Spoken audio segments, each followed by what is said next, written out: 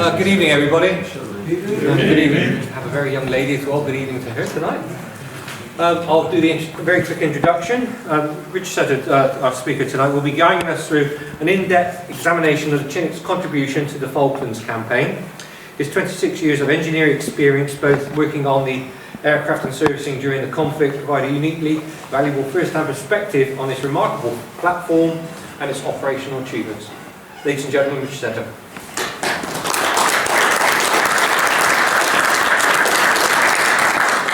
Good evening, everyone. Thank you very much for coming tonight on this horrible evening. But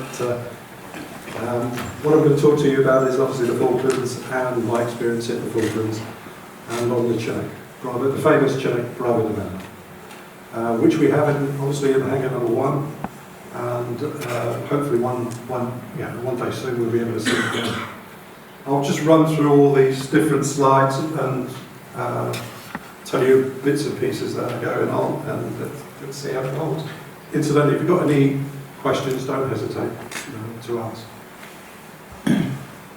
Incidentally, some of the pictures that you can see now are from the Imperial War Museum, and we've had permission from the Gibraltar Archives, of which I am a member. So, and here we have Bravo November, and I'm sure most of you have seen it in the hangar, but you've obviously not seen it in that sort of condition.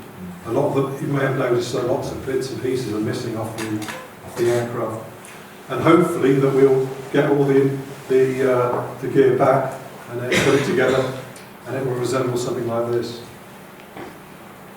She's a fantastic aircraft. The original design came out in 1950s, late 50s. Used extensively in the Vietnam War, and as you can see, it hasn't really evolved much at all. But if you look at the front of the aircraft, you'll see that there's Morse indicators at the top here.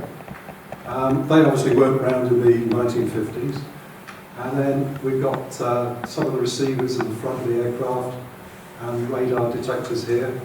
At the bottom of the aircraft we have a night sun. And then just the lights here, and on the left and right we have the side slip indicators, and that's part of the automatic flying control system, which will automatically compensate for any side winds of the aircraft.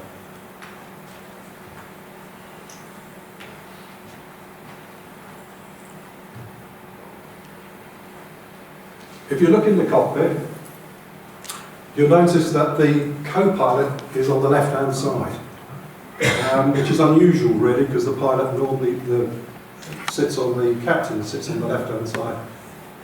But we have the co-pilot on the left, and we have the main pilot on the right-hand side. And the reason for that is because the amount of movement that the pilot needs on the joystick, and that he needs to be fully concentrated with that, and the collectors on the left-hand side.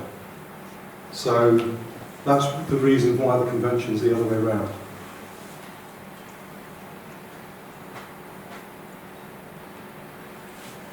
And here we have a normal instrument panel. You can see there, in today's aircraft, I mean it's quite old-fashioned really, it's quite traditional. We have a cruise guide indicator, we have the airspeed indicator, we have the attitude indicator, and the standby attitude indicator. And in the middle there we have the horizontal situation indicator. The dials on the left-hand side are to do with the torque from the engines and from the rotors as well. They have to be maintained in the green so there's no excessive stress with the aircraft. On the right-hand side you have the radars, and then you have the barometric altimeter, and then you also have the rate of climb indicator here. On the far right-hand side, you've got the hover meter. The mode select panels is here, MSP, and from there you can select different information, either on the AI or the HSI, and you can have the TAC and beacons, and also the ILS indications on the AI by making those selections. And ironically, there's a brake here, and that is the foot brake in other words, you've got your yaw pedals, and if you push the one on the right hand side, you yaw to the right, and vice versa. But if you tip the front end of the yaw pedals, you actually apply the brakes to the aircraft as well. Seems a bit ridiculous on a helicopter, but that's the way it is. So you push them both down, and then you pull the lever, and it holds the brakes in position.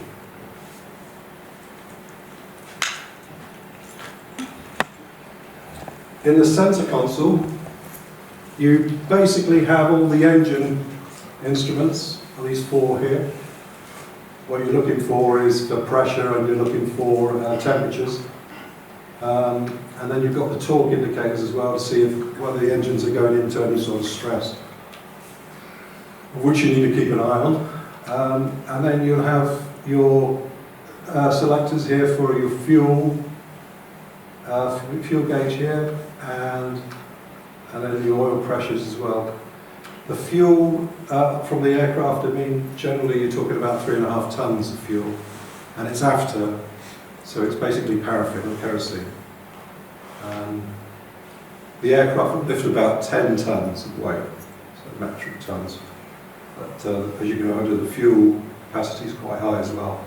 The range of the aircraft will be about 400, maybe 500 miles. And it can go much further than that, but you need internal tanks as well. On the cautionary advisory panel here, normally you'd like to see that black. If you get a red indication, that's bad news. So you'll have things that they were really concerned about, the pilots.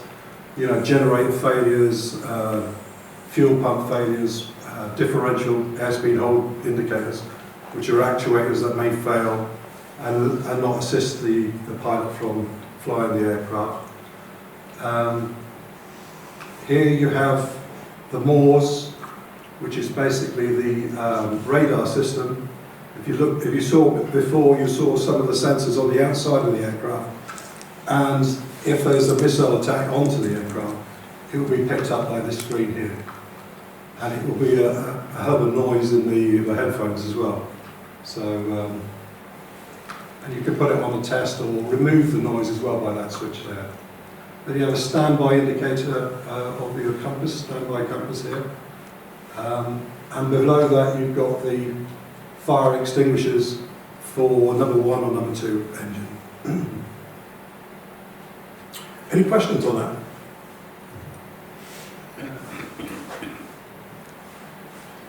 The overhead panel is pretty straightforward. It's all to do with all the lighting in the aircraft.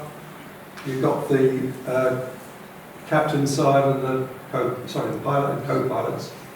And then you can raise the lighting levels inside and outside the aircraft, and you can select the anti-cols on different colours as well, red or white, depending on what activity they're up to.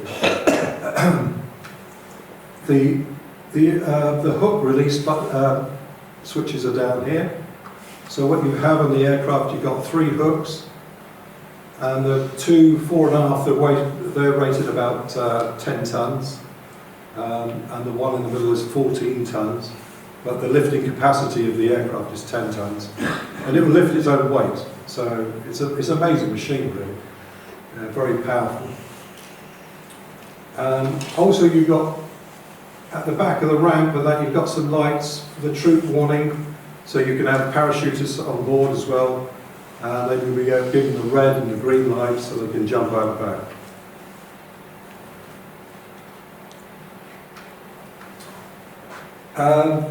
The electrical side of things up here, we've got all the generators selection. We've got the battery connector there, switch, sorry. So normally when you get into the aircraft, you switch on the batteries, you look at all the indications, and then you switch on the APU. The APU is there, and then you run, down here, and you run her up, and that provides the hydraulic pressure. You've got 2 hydraulic systems on the aircraft, Hyde 1, Hyde 2. You get it all running up. You get the APU that provides that power, and you've got all your generators. You've got 2 generators as well. So there's a certain amount of redundancy on the aircraft. Before all this starts, before you do all of this, you have to go to the back of the ramp of the aircraft, and literally you have a hand pump off the ramp, and then you literally do it manually and get up to about 3,000 psi before you switch on the APU, run the APU, run the generators and the hydraulic pumps, and away you go. And the whole thing jumps to life. So you start moving the flying controls and you can see everything moving. Once that happens, then you're looking at powering the engines up. So basically you've got the levers here, and you run from stop to ground, and then they start rotating. You do one engine at a time, and then once she's running up to full speed, then that's the opportunity to move the controls and then hopefully lift off.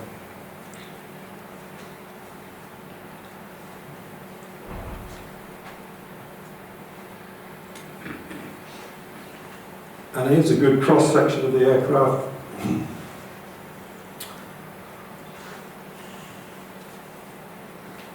You can see that basically you've got the two engines, the T55 like homing engines, left and right, and then you have a combining box which is there.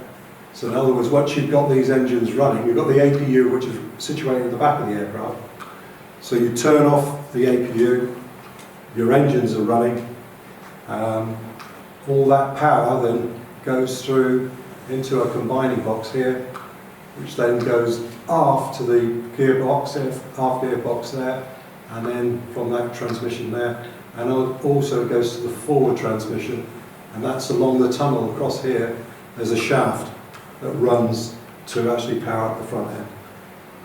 Now these rotors here are about 60 foot in diameter, so the full length of the aircraft is about 100 feet. The Americans have a system where they have a little lever in between the two transmissions, which is called dephasing, but we opted out of that. We didn't want that option. And the reason for that is because if it was dephased, in other words, disconnected that shaft from the two transmissions, there's a likelihood that the two blades will actually coincide and thrash yourself to death. So we didn't want that happening for obvious reasons. But the reason for that the Americans have it is so that they can park up the aircraft in very confined spaces in the hangars. So really, the Achilles heel for the aircraft is this shaft here. Because actually the shaft is supported by what they call Lord mounts, and the amount of vibration, as you've heard the aircraft, she's very noisy, it causes a lot of vibration, and the whole shafts actually jump up and down as well. So they have to be checked on a regular basis.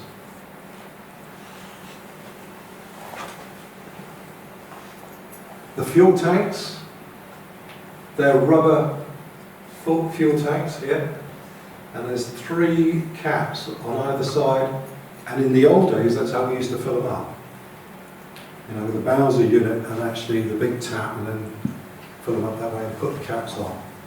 But nowadays we have a inline pressure refuel position which is there, which is a far easier affair because it takes roughly about 15 minutes to fill her up.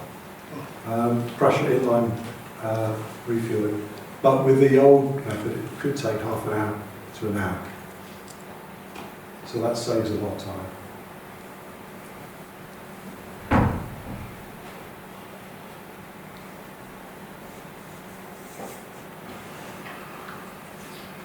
As we look at the aircraft and the way it flies, it is basically, you have the collective side of it is pretty straightforward.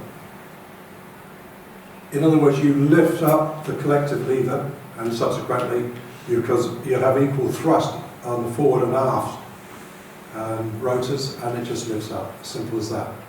You then move the stick forward and then you get differential thrust, and subsequently the aircraft goes forward.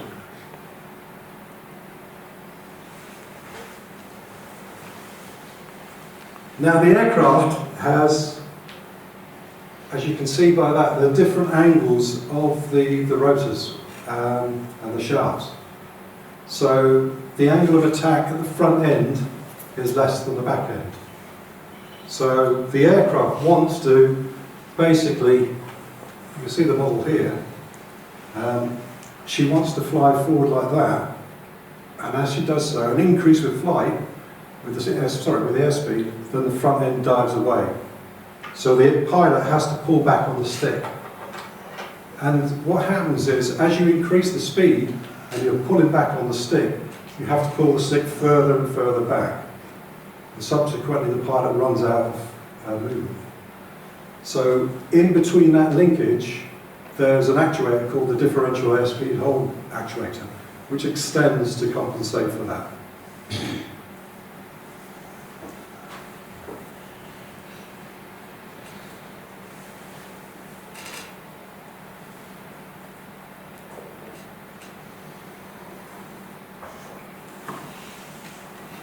If you can see this schematic looks a bit involved actually, and it is to a certain extent, but all the magic happens around here.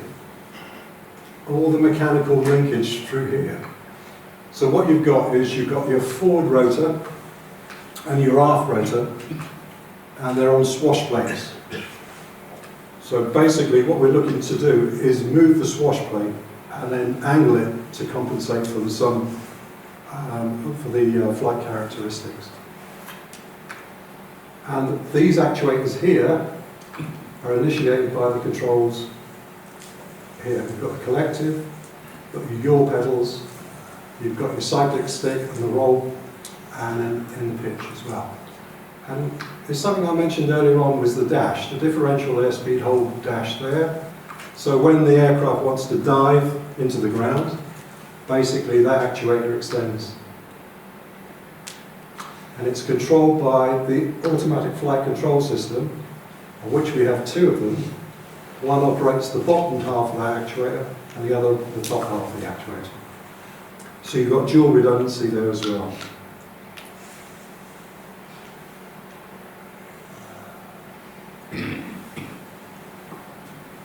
The automatic flight control system is not an autopilot as such.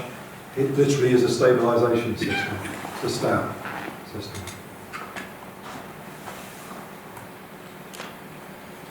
And then you can see by the mechanical mixing that we could achieve this. So the top one, you can see that what you've done is you move your right pedal, and you can see that the differential lateral cyclic it's called. So the aft rotor moves in one direction and the forward in the opposite. So now she's going to yaw to your right. And in conjunction with the lateral stick, in other words, you're moving the stick to the right, you mix those two together, and basically in the hover, you can get it to move around 360.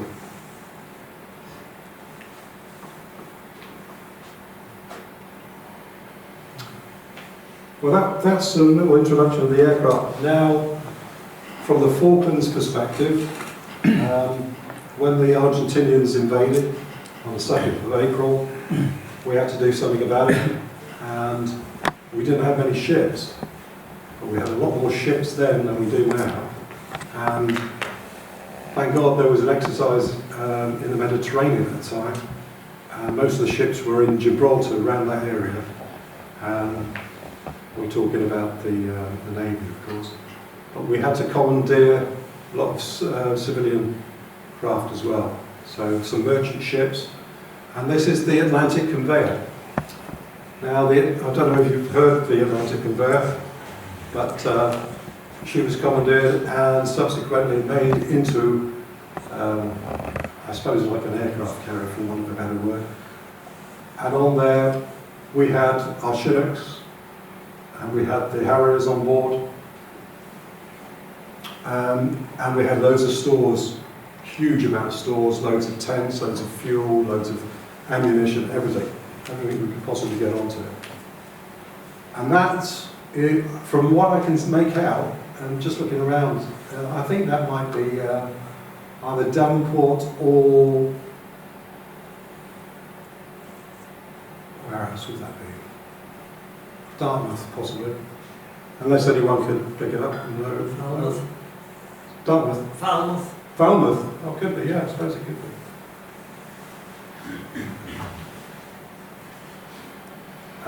Also, we had the Norland. She was a ferry that ran from Hull to Zeebrugge, or Rotterdam actually, during the day.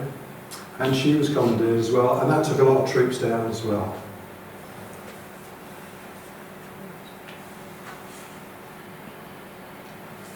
Now the Falklands, you can see by the map there, it is 8,000 miles away. So it's 4,000, just over 4,000 for the first leg, from Brighton down to the Ascension, which will take about 8 hours. And by the VC10, which you can see on the left-hand side there, I think it's probably a bit more, probably about 9 hours to get there. Also, we use Dakar if we were short of fuel, or for whatever reason we had technical issues, we can pull in at Dakar. From Ascension down to the Falklands, we're talking now, it takes about 8 hours. That's flying. In the old days, during the war, by Hercules it would have been about 14 hours, and by ship about 2 weeks.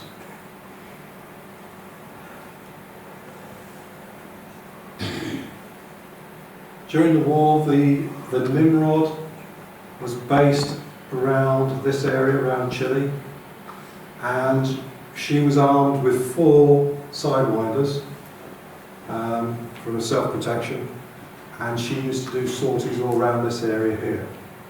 And what she was looking out for was to see when the Argentinians from around this area here would take off and start to attack Stanley, San Carlos, and Pedal Island, around that area. So you get the heads up on it. And incidentally, there was a radar station as well in Chile that was set up to find out what was going on with the Argentinians, which turned out to be very useful. The distance from the West Falklands to Argentina is about 400 miles. The shortest distance is from here to there is about 300 miles. The exclusion zone during the war was 200 miles.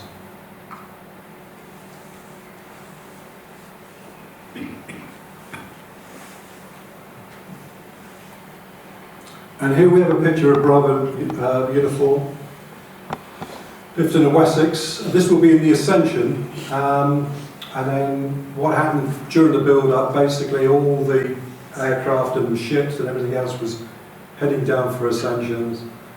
People were being flown down by VC-10, and they were in that area and waiting to go on board the ships. So all your stores, all your ammunition, your food, everything else was destined for Ascension. And as you can see, the Chinook as a workhorse was absolutely brilliant. It was a very powerful helicopter. The rest of the helicopters that were down there were Sea Kings, Wessex, Gazelles. So basically she was in much demand for lifting everything on board the ships.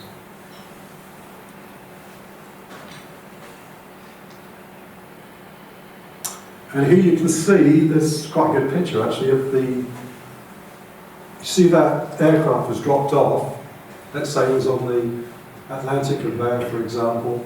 They will be protected if they're lucky. And you can see here, you can see one of the Chinooks. They're in the banana skins, we used to call them.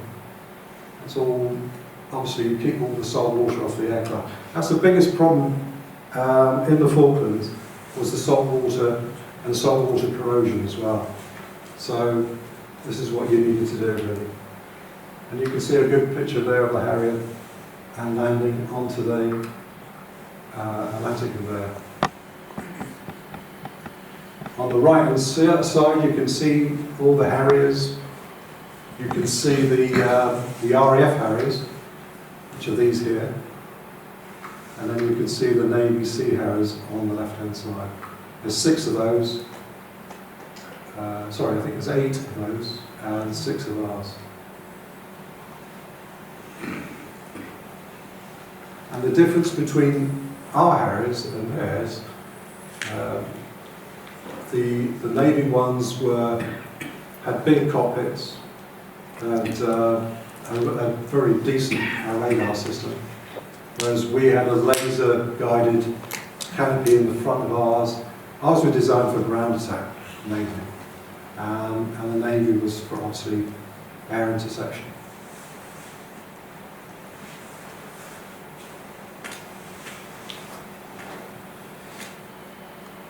And here we have the Falklands, or a picture of the Falklands. It's about the size of Wales, the Falklands, and you can see by this picture, you can see the nature of the ground. It's pretty much like the wars, very windswept. You know, you have really strong winds on a daily basis, and the weather can change overnight. You can have 4 seasons in one day. There's hardly any trees on the island. That's changed recently, but generally that's what you've got. The ground is very hard going. It's very difficult to cover ground on foot. It's soft and peaty and rocky, unforgiving really. And here's a picture, not a very good picture, but you can see these stone runs. So when the guys were actually going through the Falklands and travelling for, say, about 50 miles, they had to navigate through the snot as well. That's horrendous. And those rocks are massive.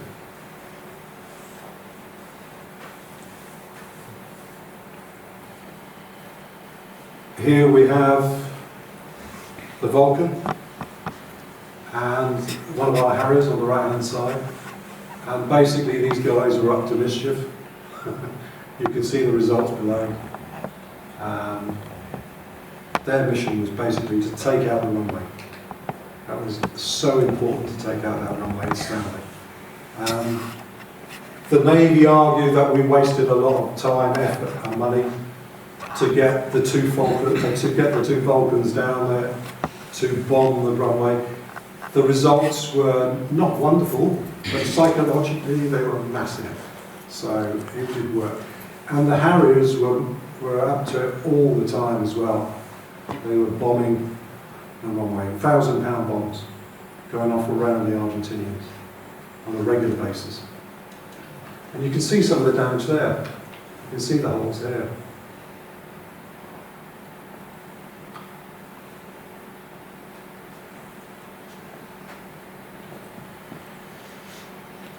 And here you have another picture of the Atlantic Conveyor. You can see now, you can see the Chinook there. And you can see Harriers. This was taken just before all the Sea Harriers left the Atlantic Conveyor. On the Atlantic Conveyor we had 4 Chinooks. And they were starting to conduct flight tests. In fact, one was in the air when this was taken. And the one at the back was getting prepared for air test.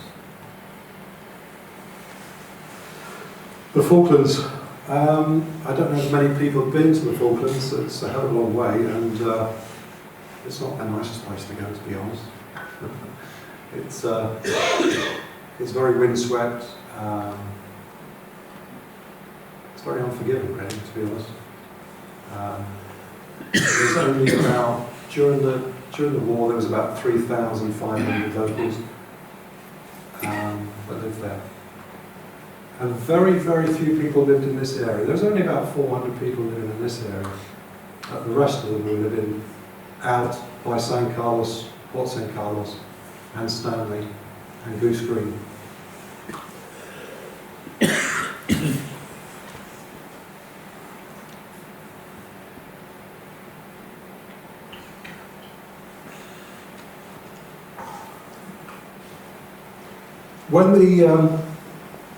When the fun began, we're talking about the SAS and the SBS.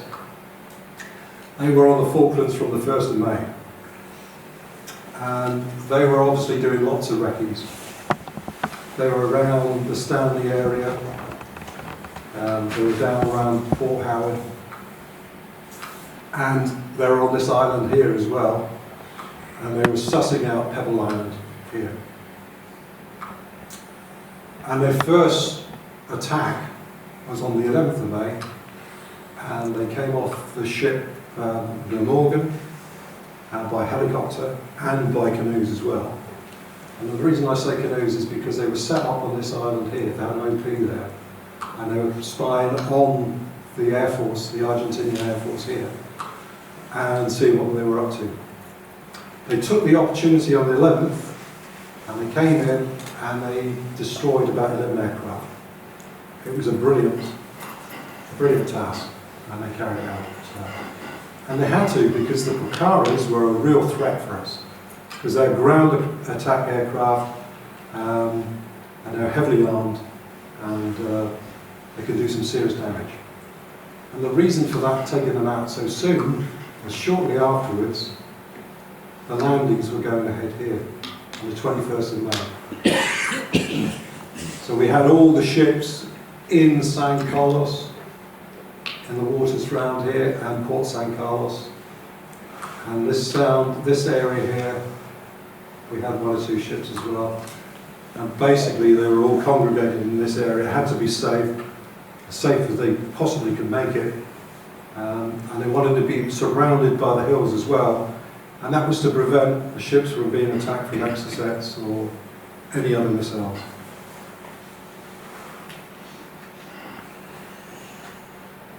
One of the first battles was here, major battles, is Darwin. That's by the paratroopers. And then shortly after they took Goose Green, we lost about 17 on paratroopers, about 17, and they lost about 200. The Argentinians lost about 200 people.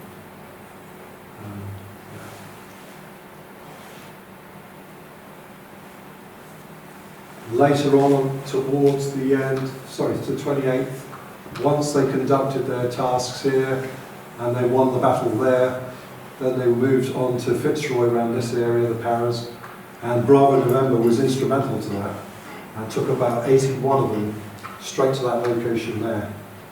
It's just what they did, really, because shortly after that, there was the incident with the Welsh Guards as well, on the Sir Galahad, and they were very, very helpful with their CASEVACs and medical support and everything else. But when Bravo November from Goose Green was given instruction to pick up the paratroopers from there and drop them off there, the guy that was running the 5th Brigade didn't communicate with the normal chain of command, and subsequently when the Chinook came in, it nearly got shot out of the sky by our own people. So, but lucky enough, I think it was one of the corporals of that, saw the round on the aircraft and didn't fire and take her out. The reason I say that was because the Argentinians had Chinooks as well. There was 2 Chinooks on the island. One based in Stanley and one based around this area here.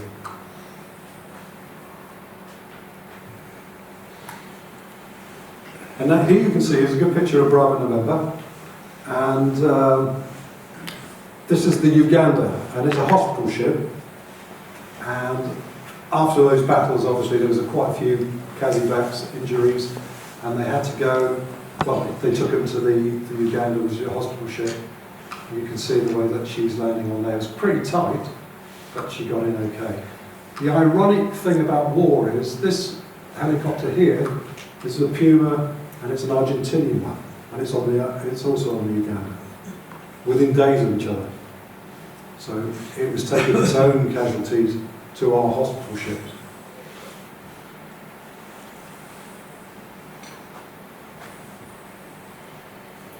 And this is the damage the boys did.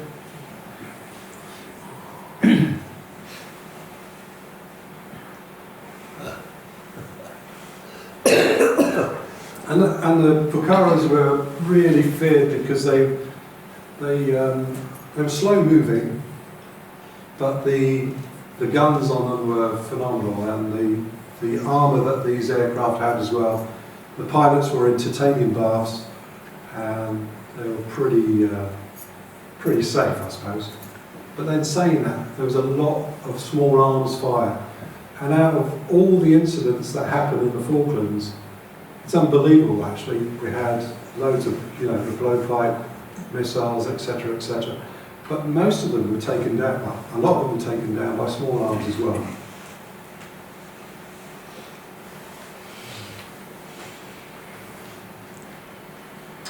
And that's me outside. Well, this is on Pebble Island actually, and this is recently. This is about 2 months ago, and that's what's left of a Dagger. The Dagger is the Mirage, Israeli Mirage, that's been upgraded, has a better engine performance and radar system. But she was shot out of the sky, and she came down. And she came down because she was intercepted by the Harrier. That's right, it was the Sea Harrier that took her out.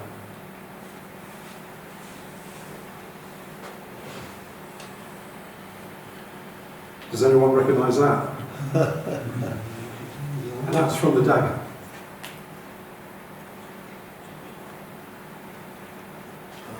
Guess who made that? Martin Baker. Yeah, Martin Baker, there you go.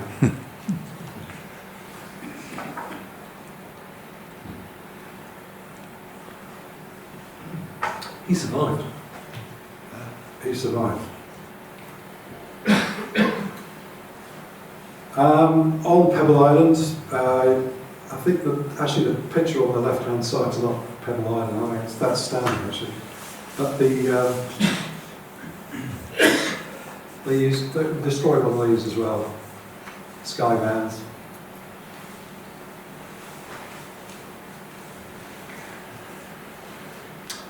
That was a very sad day. On the 25th of May, the Exocets took out the Atlantic conveyor. And basically they were after the Hermes, one of the carriers. And the Hermes turned away from the missile, and Atlantic conveyor came across and basically received the missile. From their perspective, it was a good hit because that was the third most important ship in the fleet. And the reason for that was because of we lost 3 Chinooks, we lost all the Wessex on board there, we lost all the ammunition, all the fuel, food, tents, empty, everything. It was a huge loss for us, and very significant. In fact, because we lost that, if they didn't surrender on the 14th of June, we only had about 3 weeks left of bombs and bullets and food and beans. And that's the reality of it. And we didn't know that. There's a great picture of Bravo November. Basically what she was doing, and she's called the Flying Angel, as far as if you talk to the paras, you talk to the Marines, if it wasn't for her lifting all their gear forward, and you've already seen the terrain, trying to take those packs on them, 100 pounds of weight. You know, you've got the blowpipe, you've got all your gear and everything else, all your ammunition, all your food, and some weather protection as well. Yeah. But that's not to say the other aircraft, well, Sea Kings were involved as well, Wessex were involved, and to a lesser extent, the Gazelles were involved as well, lifting the gear forward. But the other thing is the locals that never get mentioned whatsoever. And it's only me going down there recently, talking to them. They had to help. They had tractors and they had trailers, and they moved people forward as well, and all their loads. And they were exposing themselves to mines, you know, being shot at, whatever. They did it. They were amazing. Yeah. For a good reason, obviously, but you know, you need some cojones, as they say. Right, Port St. Carlos, forward support. This is a very sad thing. See the Gazelle there? We have Marine Gazelles, And we also had army gazelles as well. They were so vulnerable, there was no sort of armour for them whatsoever. And during an incident where they were in the San Carlos area, and around Fanning Head, which was basically the entrance to the San Carlos, these guys were doing the reckoning. And they were basically sussing out the areas to make sure it's safe for the troops to come on in. We lost 3 gazelles. We lost 3 gazelles. And one of the crew survived. And the reason for that is because they were told the areas were clear, and they weren't. And there was Argentinians in the area. And through small arms and blowpipes and whatever, they took him out.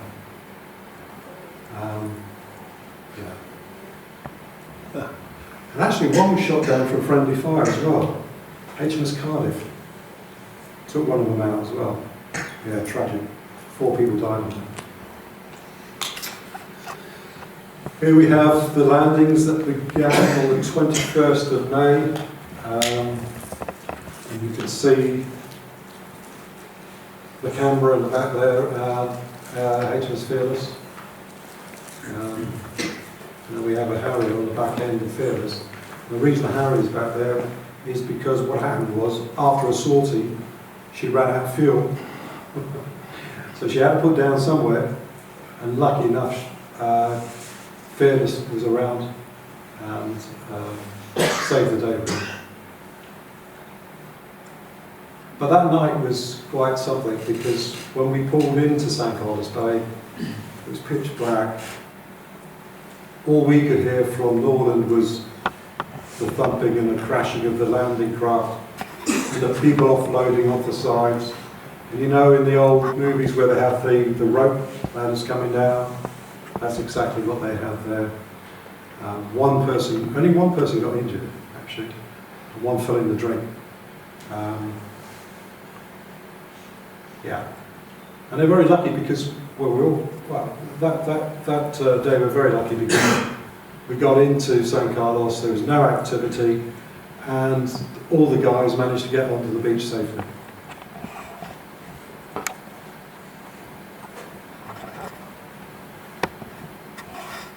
And here you can see them at Blue Beach, this is called, which is San Carlos, and they're offloading. And they were prepared for the worst. They thought they were going to get shot up, whatever, mines, the lot, nothing, absolutely nothing. They were so lucky. They had snowcats. These were invaluable. The terrain, as you've seen, is all so unforgiving, but these were brilliant. They could go anywhere, and they go through water or whatever. They could swim as well. Absolutely brilliant. And they were a godsend. That in conjunction with these tanks as well, from the Blues and Royals, the Scimitars or Scorpions, lightweight tanks. So the pressure on the ground was quite light, and they were fast as well. And their supporting fire was excellent as well. There was only about 6 of them on the island. And here we have Bravo November. I don't know what ship that is, but I mean that's basically her day-to-day sort of running, lifting stores from one ship to the next, or taking them off and then moving them forward for the guys, for the paratroopers, for the Marines, and eventually for the Army as well.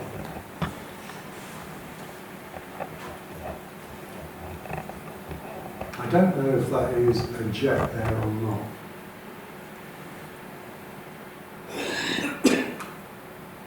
But basically, if you look at that, that's how low they were coming in.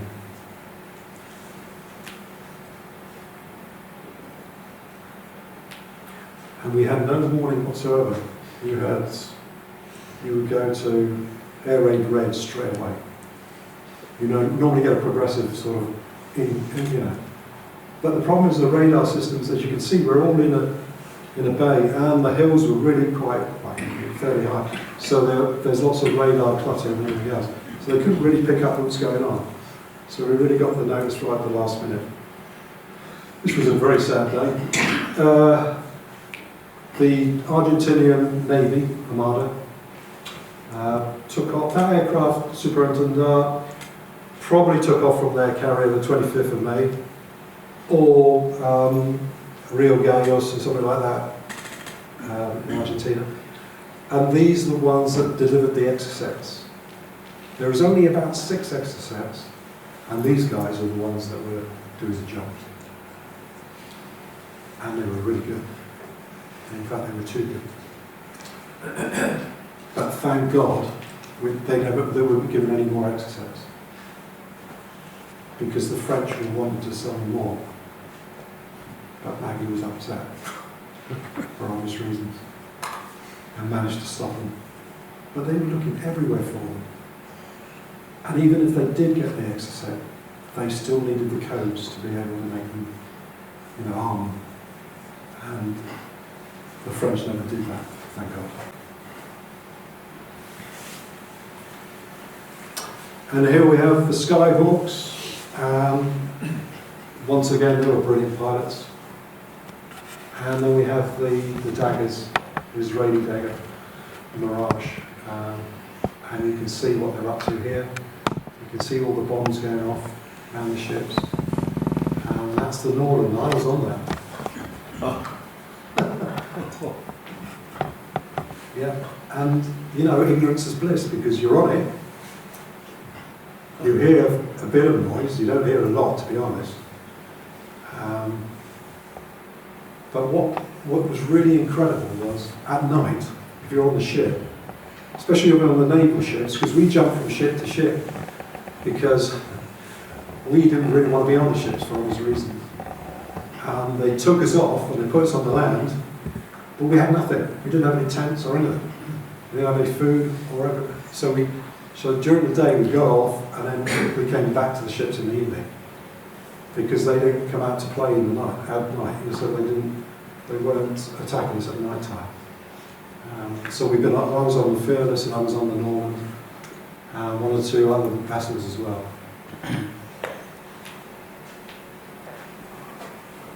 And at the end of the day, we were operating Bravo November, mainly from the sea, and eventually on land, and it was Port St. Carlos. Our defence systems, the Navy's defence systems, were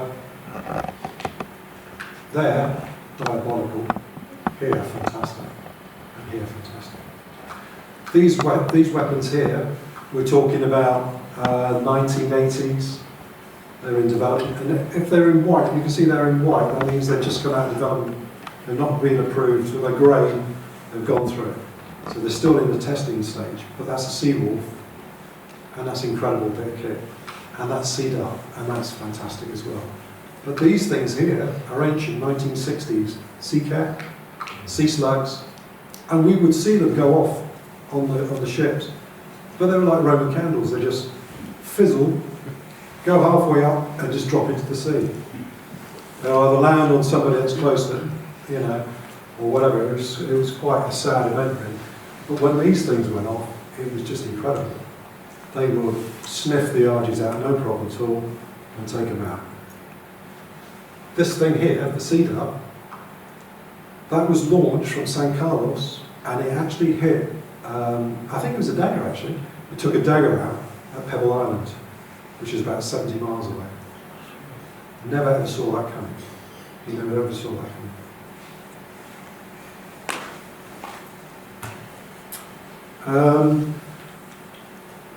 On the flip side, obviously, we took some hits. We took some really bad hits. But the incredible thing about it was,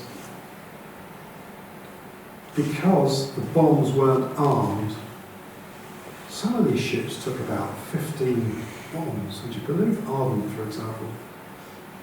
And they just went straight through it, straight through the ship. Never went off. All right, killed about, I think it was about 19 people on the Arden. But if they went off, it would have killed a lot more. And that was true for the Antelope as well. Very similar, but the Arden took the most but the guys were amazing. I mean, when on the Antelope, for example, which is the one on the right-hand side there, they were evacuated and they came onto the Northern, and the Fearless, which is, I think it's just behind there. And I was on the Fearless, and they were on once-only suits, which are the orange suits, to protect them from the cold and the sea. And all right, one or two of them were shaken a little bit, but they were in pretty good spirit for, considering what happened. I don't know what it is when you're young, you just don't see the fear. Incredible. Anyway, Rapier, fantastic. Rapier was set up on the hills round the bay, round the ships. All right? And Brother and Member lifted quite a few of them onto the hills around. As well with the Sea Kings as well. Now what you have here is, you can see there's 4 missiles on the Rapier itself, and here you've got the same control and computer system here, and this is basically how you steer the thing. At the back of that missile is like flares. So these guys here are operating, RAF regiment and a couple of army units as well, and as soon as they launch them, they're looking through like a little, like binoculars or a TV screen, and they will follow it. And they put the cursor on it and follow those flares, and then basically aim it towards the aircraft that's going by. That's a hell of a skill. And with the speed of the aircraft that are coming through the bay as well, towards the end they managed to get it cracked. They really were on it. I think they took about 14 aircraft out. But it was designed for what they call blind fire, which means it was a radar-operated system. But that came out later. But the problem with that is, you can see the ships are in the bay here. And here, the problem is, these missiles would not aim down, because the aircraft were literally flying like that. And they couldn't get the elevation right, because they were designed, obviously, to shoot up. So they were designed for airfield defence. So they had to get that cracked. So what they did was they lifted them again and then moved further down the hill. And once they did that, and I think it was about a week or two after, then they got some really good results. Right. Sea Harrier on the right and one of ours on the left. That was a sad event, really, but nobody died. The pilot didn't die with this one. I think it was 3 squadron, 1 squad. No, it was 1 squad. Have you seen this here? Sort of. It's brilliant, isn't it? But that was a ground crew, obviously, had a mess about, had a bit of spare time. This guy came in really heavy, as you can see. He survived it, no problem whatsoever, actually. He didn't eject. He was very brave, actually, he didn't eject. He tried to save the aircraft, but it was engine. There was something, probably a bird or something that went into the engine. Lost power, had to put it down quickly, and walked away from it. Oh. Never recovered that aircraft. Used for spares, but that's about it. Huh. There's a lovely picture of the Sea Harriers here. Brilliant bits of kit. They were different to ours because basically they had more protection against salt water. And we had to comp wash the Harriers and the Chinook on a regular basis because obviously they're not designed for that environment. Here she is, Bravo November, the Flying Angel, very famous aircraft. She's been everywhere. She's experienced a lot of things, especially the Falklands. The hours that were on that aircraft were phenomenal. We had no spares, we had nothing. We were in the middle of nowhere. We didn't even have a tent. I was living in the garage. The aircrew living in the house, of course. And we were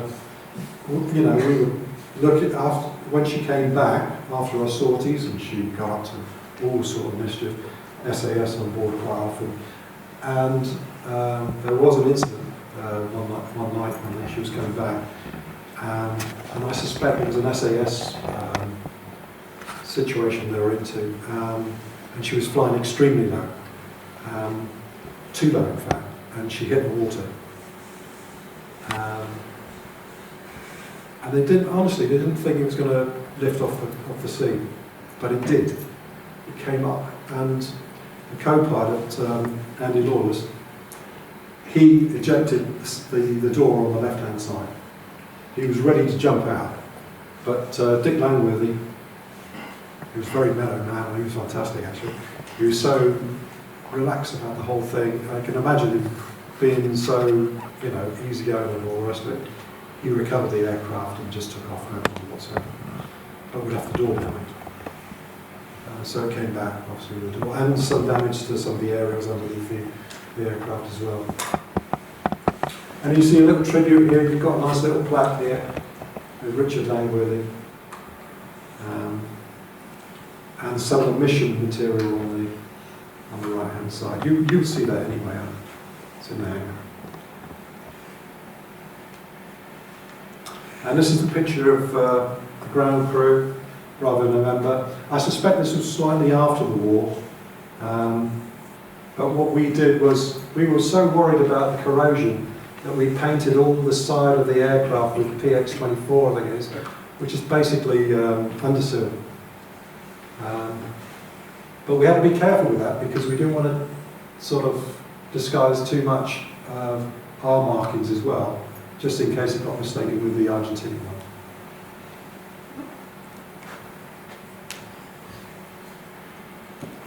And this door here is basically what Andy Lawless jettisoned. But that's an Argentinian one. We borrowed that. After the war, we got that off the one in Stanley, and we used that. But we then returned it to one of the farmers. I don't know why I wanted it, but there you go. That's the Argentinian one, and that's in Stanley.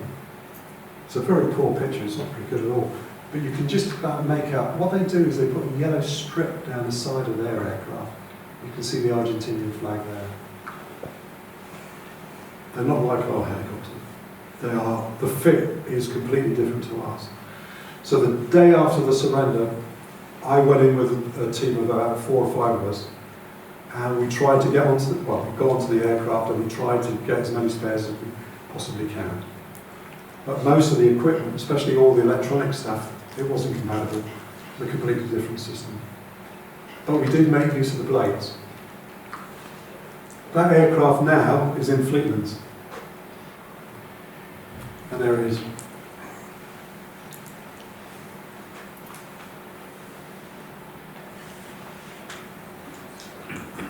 Ejército, which means their army. An Air Force one, it's an army one.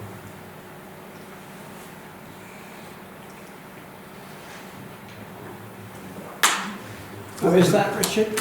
Where is that? Falklands, Navy. Sorry? Falklands. Okay. It's a Navy sort of second line servicing post. But they've used it as a training aid, and they've used it for spares as well. Because one of our helicopters had an incident in Oman, and I do believe they've taken the back end of this here to repair our Chinook. That was damaged in Oman. So I don't even know if it looks like that anymore, to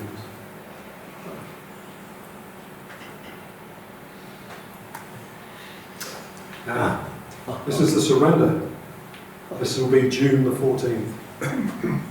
And look what a mess they made, I'll tell you what.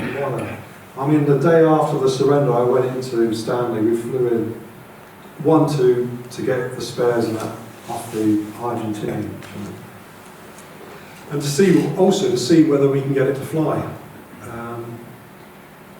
Because obviously, that would have been a real asset to have that. But we managed to get a Huey that we commandeered, and we got Richard Langworthy to fly that for medevacs and things like that.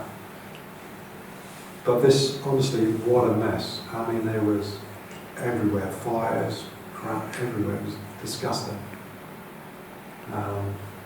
And the ironic thing about it was the Argentinians were saying that they're going to improve the standard of living in Stanley. This is exactly what they've done. Quite the opposite, you can see. Some of the weapons. This was in Goose Green, actually, in their museum. Have we had a look at some of their weapons, incidentally? The Argentinian weapons were better than ours. That is an FM SLR with a folding butt. They're paratroopers, basically. And they had automatic fire on ours. Ours had single shot. They had automatic facility on their weapons. So when the paratroopers and the Marines and the Army managed to take over these different, take over in the Argentinian positions, they kept their weapons and some of their clothing as well. Their boots were better, they didn't leak. The coats were much warmer as well. You can just make out there's a rapier here. This thing here is amazing. 66. That was invaluable for taking out the bunkers, the Argentinian bunkers. Just the normal helmets and whatever. What else is there? Rations. This is a ration pack, an Argentinian ration pack, for the officers. They treated their guys really bad. Their officers treated the blokes really bad. They did not have this luxury. This was, they had whiskey, they had cigarettes, they had pasta, they had, see the little container here, which is basically their heating stove, which is like a gel paraffin, and the soft drinks and everything. This is all luxurious. It doesn't have it much now, obviously, but in those days it was something special. They had thousands of these, and they had them in containers around Stanley. And their guys on the hills were starving. They're absolutely starving. And they were furious. And they surrendered, and they saw all this, all the rations. They were going mad. In fact, their seniors and their officers had to keep their own weapons to protect themselves. So, yeah. This is our ration pack. Much better than theirs. I'm sure a few guys recognise this. And that was the one to go for, wasn't it? Steak kidney pudding. Yeah. Steak kidney. Yeah, remember that? The sweets and obviously the biscuits, the usual fare. Beans, tomatoes, kidneys, bacon grill, that was another favourite, wasn't it? And the Yoshi biscuits.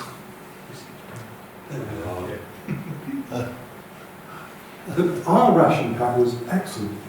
The only downside to that, if you've been on it for 2 or 3 weeks, you know it.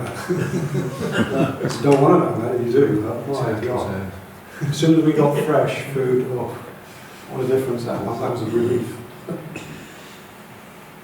After all this, obviously this is just, this is me escaping actually, because we were the first ones in with the Chinook. We were one of the first ones in the Falklands, with obviously all the troops and everything else. I'm saying RAF-wise, and we were the first ones out. This must have been possibly about a week after surrender. And that was a sight to behold. We were in a hell of a mess. We had no access to showers nor anything. We were living in our uniform and trying to keep clean and everything was quite difficult. We lost a lot of weight. It was cold. It was in winter. There were Arctic conditions, and we lost so much weight. In fact, the senior staff, when they came down to see us, they were quite upset, I suppose, to see us in such a state. And they said, "You can't go back like that." They said, "We need to do something." So what they did was they put us on a Hercules. They put us on a 14-hour flight to Ascension.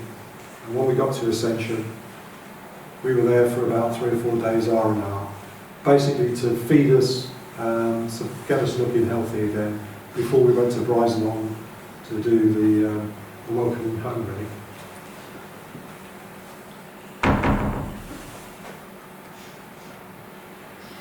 And here's the sad reality. We lost 255 of our guys, and that's the wall of remembrance there. And three civilians were killed, and the Navy actually killed them, our Navy killed them, in Stanley, because they were told one of the properties in Stanley was empty. And it wasn't. 3 with them, in fact. This is the Argentinian cemetery, which the locals are really upset about for obvious reasons. There's about 250 of them in the cemetery. That's near Goose Green. And the locals didn't want them to be buried there. They objected to it. For whatever reason, some sort of an agreement.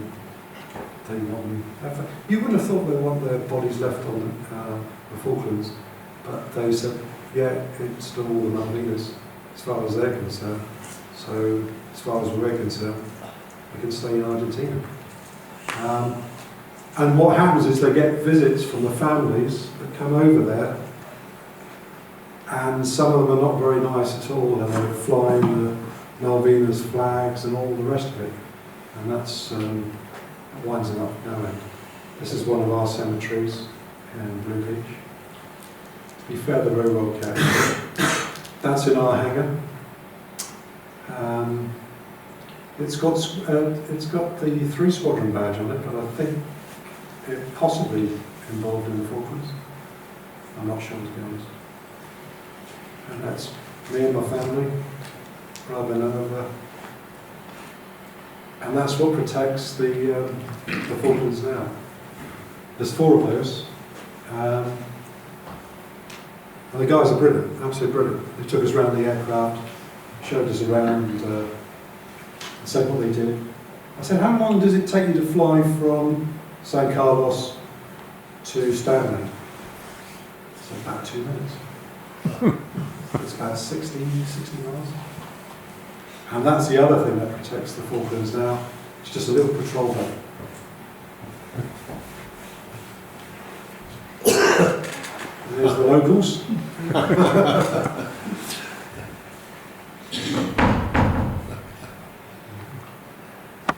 That's it, guys. Any questions?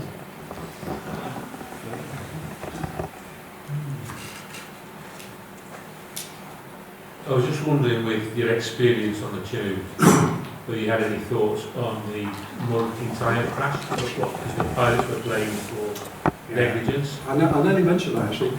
On the control systems, you'll see FADEC, full authority engine control, basically. A bit like cars, you know, they're all controlled, managed and all this stuff. And the biggest thing about it is that the pilots were very anti in the early days about FADEC. And it's the interface between them. Say, for example, the collective. You pull up the collective, you want the engines to spool up really quite quickly. You never seem to have that problem in Mark 1s. But when they introduced FADEC with the software, maybe there was a glitch there. They seem to think, the pilots anyway, seem to think that maybe the issue. I don't know. But yeah, because the response rate for clearing that was slow. Obviously, the tail end smashed in, and yeah. There was an investigation on it, and they were looking at the dash as well.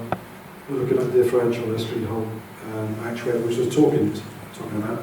You can fly the aircraft with no AFCS, but I've tried it on the simulator, and it's really difficult to fly.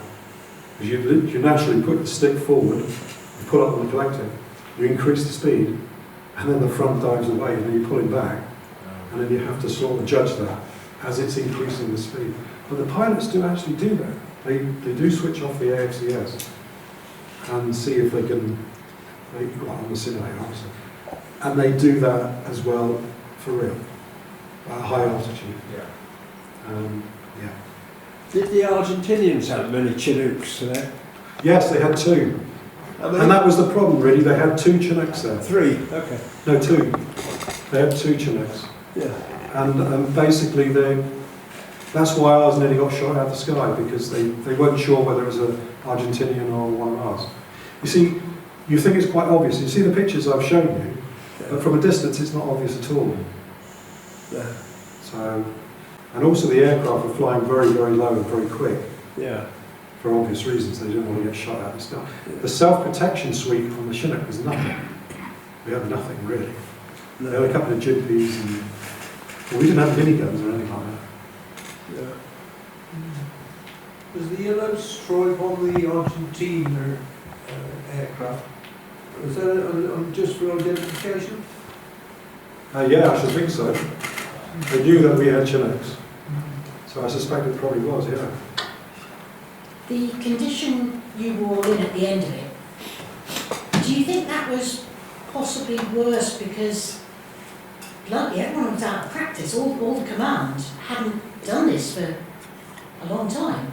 It was the first major conflict we've been involved in for a long time, in this way. Yeah. Do you think that Well, it was a caused problems? yeah, definitely. It was a naval campaign, really. Let's face it. The RAF involvement was minimal. You know, for us, for our squadron, 18 squadron, there must have been about 100 people, of which most of them were on the ship anyway. They were on Hermes or they were on Invincible. And the only guys that went forward was with Bravo November was me, another 4 or 5 of us, and the aircrew, and that was it. We were on the island all the time, the rest were out of it. So there was lots of infighting as well between even their Marines, Naval, Air Force. Everyone had their own point of view, you know. And even to land as well, that was a highly debatable subject as well, where to land.